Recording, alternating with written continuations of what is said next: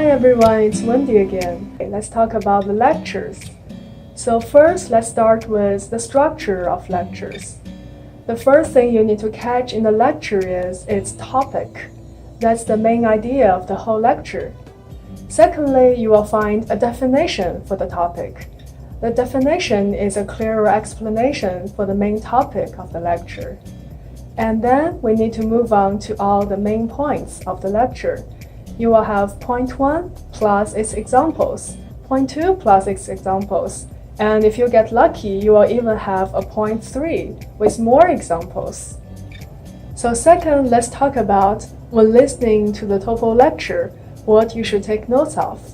First, you need to take notes of the signal words, especially the part after the signal words, because you know that's where the most important points will come up. So what signal words are we looking for? So some words you want to have in mind is let's and today, also second, next, or moving on. So these are the signal words you want to pay special attention to. Second thing you want to pay attention to is question and answer. Because if you hear a professor gives out a question and the student gets it and tries to answer it, you know it's a way of emphasizing the key points.